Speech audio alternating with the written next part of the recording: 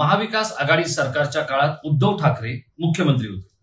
2.5 वर्ष उद्धव ठाकरे यांना मुख्यमंत्री पद मिळालं, पण या 2.5 वर्षामध्ये ते फक्त 2च दिवस मंत्रालयात गेले। आता काही मंडळी म्हणतील की कोविड होता म्हणून ते घरात होते। हे सगळं जरी खरं असलं तरी कोविड असतानाही अजित पवार यांनी संपूर्ण सरकार जणू काही आपल्या ताब्यात घेतलं। आता तेच अजित पवार मुख्यमंत्री एकनाथ शिंदे यांच्या मंत्रिमंडळामध्ये देखील उपमुख्यमंत्री आहेत आणि जसं ठाकरेंना ताब्यात घेतलं, त्यांचं सरकार आणि प्रशासन ताब्यात घेतलं, तसं ठाकरेंचा पक्ष आणि त्याच बरोबरीने एकनाथ शिंदे यांचं प्रशासन कसं ताब्यात घ्यायचं याचा मास्टर प्लॅन अजित पवार यांनी आज जवळपास आपल्या 1.5 तासाच्या भाषणातच बोलून दाखवलंय। अजित पवार यांनी जे काही बोलून दाखवलंय ते भाजपच्याही छातीत धडकी भरणार आहे आणि शिंदे आणि ठाकरे यांची झोप उडवणार आहे। असं काय बोललेत अजित पवार आणि काय नेमका त्यांचा मास्टर प्लॅन आहे तोच या व्हिडिओमधून आपण उहापोह करून समजून घेणार आहोत। नमस्कार मित्रांनो, मी राजेश कोचरेकर आणि आपण पाहताय आपलं आवडतं न्यूज पोर्टल टाइम महाराष्ट्र। मित्रांनो, अजित पवार गेले जवळपास 30-32 वर्षापेक्षा जास्त काळ ते या राज्याच्या प्रशासनात आहेत आणि शरद पवार यांच्या सारख्या तेल लावलेल्या राजकीय पैलवानाच्या फडामध्ये ते आपले राजकीय कुस्तीचे धडे गिरवत आहेत आणि याच सगळ्या गोष्टी आज त्यांच्या उपयोगी कशा येत आहेत हे आपल्याला बघायला मिळालं। रायगड मधल्या कर्जत इथे राष्ट्रवादी कार्यकर्त्यांचं एक शिबिर, प्रमुख पदाधिकाऱ्यांचं एक शिबिर आयोजित करण्यात आलं होतं। या शिबिरामध्ये काल पहिल्या दिवशी जवळपास 13-14 वक्त्यांनी आपली मतं मांडली, आज 10-12 वक्त्यांनी आपली मतं मांडली आणि उपमुख्यमंत्री अजित पवार जे आता राष्ट्रवादीच्या अजित पवार गटाचे राष्ट्रीय अध्यक्ष आहेत, त्यांनी आपला महाराष्ट्रातला आगामी मास्टर प्लॅन बोलून दाखवलाय। बघा, अजित पवार हे उपमुख्यमंत्री होते उद्धव ठाकरे यांच्या महाविकास आघाडी सरकारमध्ये। मुख्यमंत्री उद्धव ठाकरे होते, पण ते फक्त नामधारी होते असंच आपल्याला म्हणता येऊ शकेल, कारण 2.5 वर्षाच्या काळात उद्धव ठाकरे फक्त 2 दिवस मंत्रालयात गेले होते अशी माहिती दस्तूर खुद्द शरद पवारांनी दिली आहे। बरं, ती त्यांनी नुसती देऊन ते थांबले नाही, तर ती त्यांनी आपल्या पुस्तकामध्येही मांडली।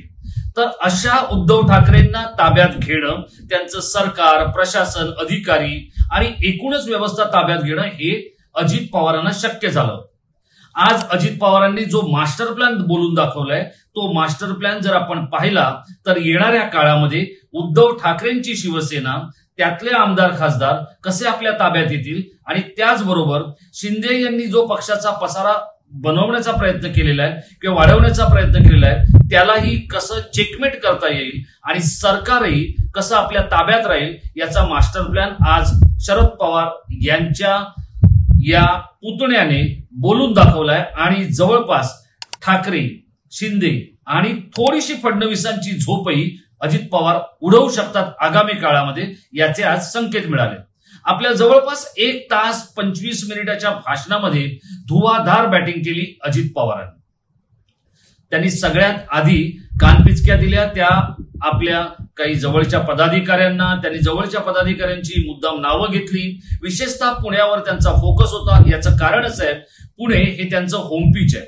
आज त्यांनी हे सांगून टाकलं की मी पूर्ण वेळ मंत्रालयात बसणार नाहीये, तर सोमवार, मंगळवार, बुधवार 3 दिवस मंत्रालयात बसणार, 1 दिवस पुण्याला देणार, कारण पुण्यामध्ये आहेत 3.5 खासदार आणि त्याचबरोबर 14 आमदार। यापैकी जे 2 आमदार पडलेले आहेत ते 700 आणि 1200 मतांनी पडले, ते मात्र यावेळेला दुरुस्त करायचे। यावरून आपल्याला कळू शकेल की पुण्यात ते आपली ताकद कशी वाढवते। आता दुसरं त्यांनी सांगितलं की मी लोकसभेचे ज्या जागा आहेत ज्या अजित पवारांकडे आलेल्या आहेत त्यामध्ये सातारा, शिरूर, बारामती आणि रायगड या जागा आपण लढवणार असल्याचे संकेत त्यांनी दिले आणि त्यामुळे या बरोबरीने त्यांनी जे सांगितलं ते अधिक धक्कादायक आणि काहीसं ठाकरे आणि शिंदेंनाही विचलित करणार आहे। ते काय म्हणाले, ज्या जागा ठाकरेंच्याकडे आहेत त्या जागाही मिळवण्याचा आमचा प्रयत्न आहे। म्हणजे एकूणच उद्धव ठाकरेंसाठी ही धोक्याची घंटा आहे।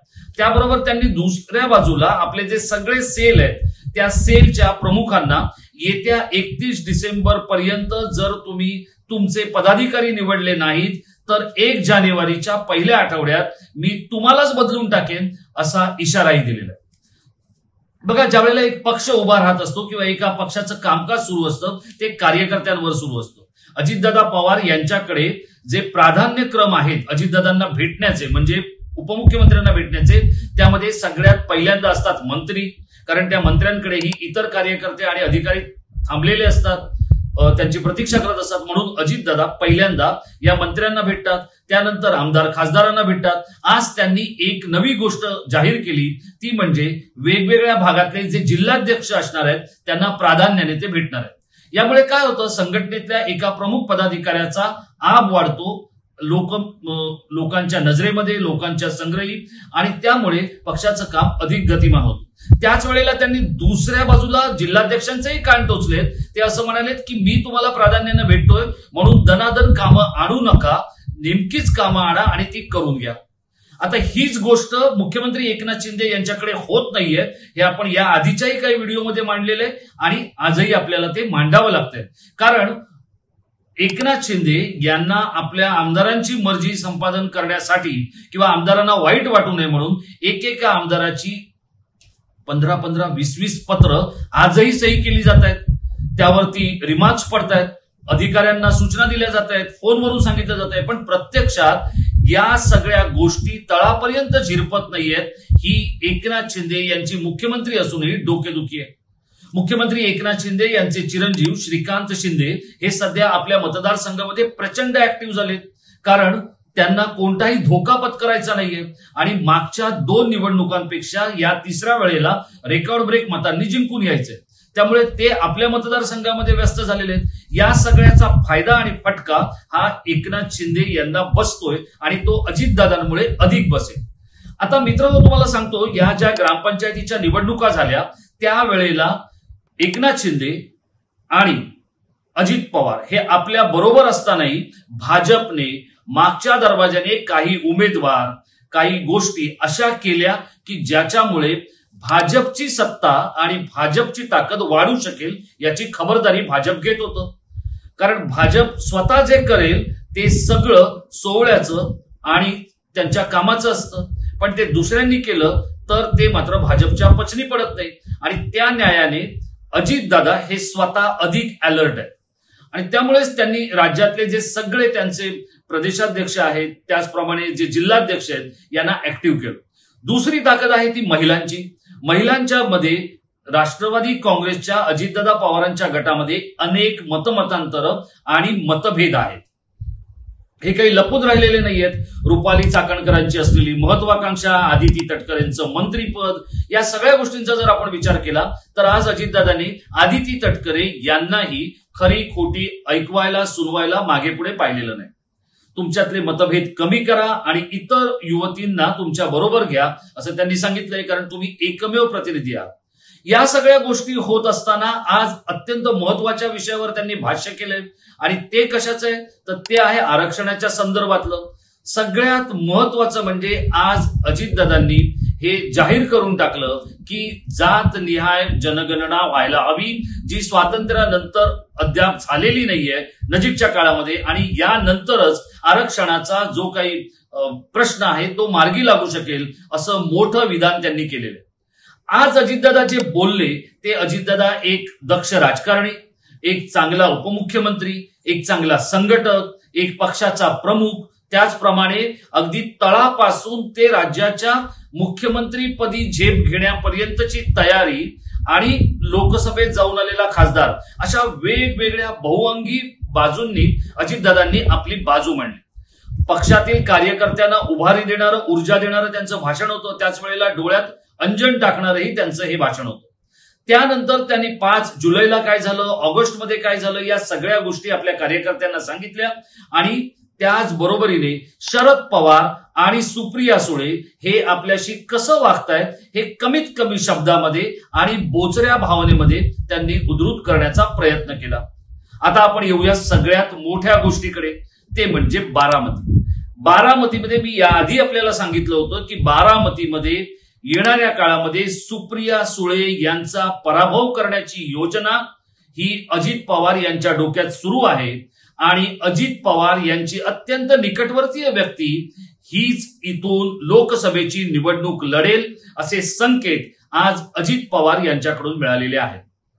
येणाऱ्या काळामध्ये पक्ष कसा बांधायचा, कार्यकर्त्यांपर्यंत तो कसा झिरपवायचा, इतकंच नव्हे तर आपण स्वावलंबी, स्वतंत्र आणि स्वतःच्या बाण्याने कसं पुढे जायचं, या सगळ्या गोष्टी आज अजित पवारांनी बोलून दाखवलेल्या आहेत. पक्षाचं काम करताना, कार्यकर्त्यांना, सामान्य नागरिकांना शब्द देताना तो शब्द पाळला जाईल याचीही आपण काळजी घ्यायला हवी. हे सांगत असताना कुठल्याही स्वरूपाचा निधी कमी पडणार नाही हे सांगायलाही अजितदादा यांच्याकडचा दाता नेता कमी पडलेला नाही.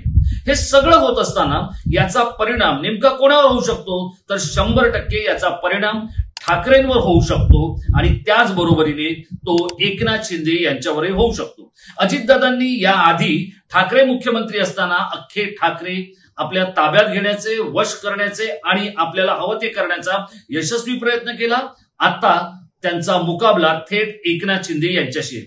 एकनाथ शिंदे यांच्याबद्दलची तक्रार अशी आहे की ते जनसामान्यात जातात, तासन तास ते प्रवास करतात, हजारो किलोमीटर लांब जातात आणि पक्ष, सरकार वाढवण्याचा प्रयत्न करतायत, पण त्यांचं मंत्रालयाकडे दुर्लक्ष होतंय.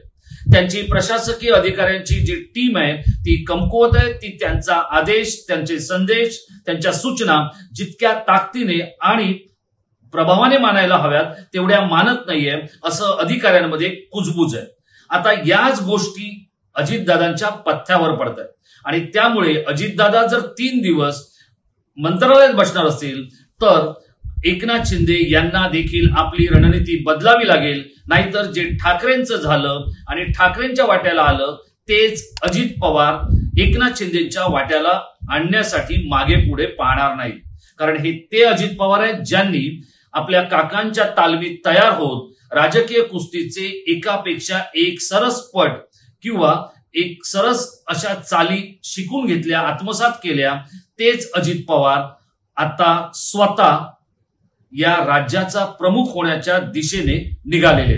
त्यात ते किती यशस्वी होतात, भाजप त्यांना ते करू देतं का, एकनाथ शिंदे हे गाफील राहणार नाहीत ना.